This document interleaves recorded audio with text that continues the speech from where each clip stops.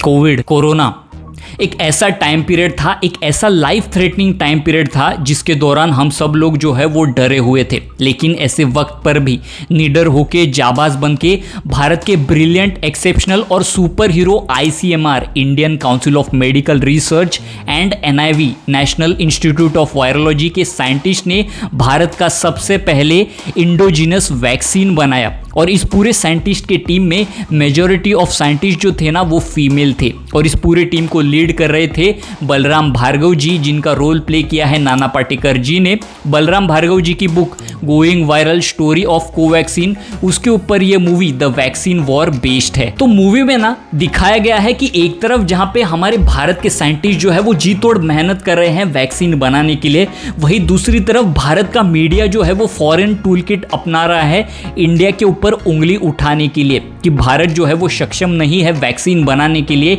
India can't do it के नारे लगाए जा रहे हैं। एंड जब भारत ये वैक्सीन बना भी लेता है तो उसके बाद उसके 100% इफेक्टिविटी पे, उसके 100% असरदार है कि नहीं, ऐसे सवाल उठाए जाते हैं लोगों के बीच में, आम लोगों के बीच में ऐसे रूमर फैलाए जाते हैं कि ये इफेक्टिव नहीं है, असरदार नहीं है। और उसी के साथ ये भी कहा जाता है कि हम फॉरेन के वैक्सीन क्यों नहीं अपनाते, फॉरेन के वैक्सीन को क्यों रोका गया है। ऐसे कई सारे सवाल, मुश्किलात जो मीडिया है ना वो भारत के साइंटिस्ट के सामने खड़े करती है। ये मूवी उन सारे सवालों के जवाब देती है। लेकिन क्या ये सच है या झूठ है, ट्रूथ है या प्रोपेगेंडा है, ये आप डिसाइड कीजिए। क्योंकि आपका जो भी स्ट्रॉन्ग पॉइंट ऑफ व्यू होगा, पॉलिटिकल पॉइंट ऑफ व्यू होगा, उस हिसाब से ये मूवी आपको या तो पसंद आएगी या फिर ना पसंद आएगी। और हर एक का अपना अपना पॉइंट ऑफ व्यू होता है, पॉलिटिकल पॉइंट ऑफ व्यू होता है। और मैं कोई नहीं होता हूं उसके ऊपर कमेंट करने वाला। एक और मुद्दा इस मूवी में उठाया गया है कि ये जो वायरस है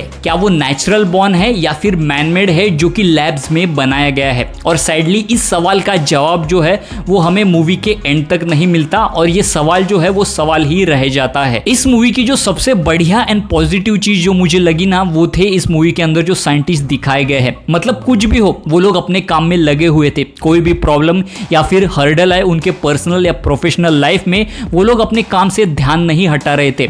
चाहे वो पॉलिटिक्स हो, मीडिया हो, एक्सेट्रा, जो भी हो, उनका एक ही फोकस था, वो था साइंस। साइंस के ऊपर उनका फोकस था कि उन्हें वैक्सीन बनाना है। कोई भी मुश्किल हो वो किसी ना किसी तरह से सॉल्यूशन जो है वो ढूंढ रहे थे। उनको मंकीज नहीं मिल रहे थे वैक्सीन का टेस्ट करने के लिए, तो वो खुद जंगल में जाके मंकीज को पकड़ के लेके आते हैं। 2 दिन 3 दिन कंटिन्यूस बिना सोए बिना खाए वो लोग काम कर रहे थे। मतलब जितने भी साइंटिस्ट है और उनकी जो टीम है ना उनके लिए हैट्स ऑफ है, उनको सलाम है। इस मूवी का जो मैसेज है, जो मुझे लगा, जो मैंने फील किया, वो ये नहीं है कि कौन सही है कौन गलत है, पॉलिटिकली कौन राइट है कौन रॉन्ग है, या फिर किसकी सरकार सही है किसकी सरकार गलत है। ये मूवी जो है वो भारत के बारे में है, उनके लोगों के बारे में है, इंसानियत के बारे में है, ह्यूमैनिटी के बारे में है। इस मूवी के अंदर जो रोहिणी सिंह धूलिया है जो कि एक साइंस एडिटर होती है, उसकी जो मासी होती है ना उसके सामने एक सवाल रखती है कि क्या भारत का मतलब सिर्फ सरकार है,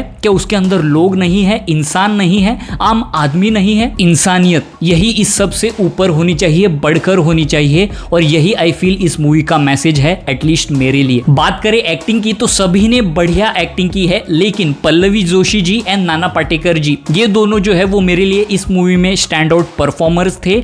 इसके अलावा इस मूवी के अंदर जो सिनेमाटोग्राफी है, बैकग्राउंड स्कोर है, वो भी बढ़िया है। At the end of the movie ना आप प्राउड फील करते हो एज भारतीय, जो भी भारतीय साइंटिस्ट ने अचीवमेंट अपने लाइफ में हासिल की है उसको लेके। ये मूवी जो है ना वो सेलिब्रेशन है भारतीय साइंटिस्ट की, उनके अनटोल्ड कहानी की, जो भी उन्होंने मेहनत की है, जो भी उन्होंने हासिल किया है उसकी। तो इस मूवी को ना आपको जरूर देखना चाहिए। तो गाइज बस आज के वीडियो के लिए इतना ही। ऐसे ही सिनेमा रिलेटेड कंटेंट के लिए मेरे सिनेसोच चैनल को लाइक कीजिए, शेयर कीजिए एंड सब्सक्राइब कीजिए।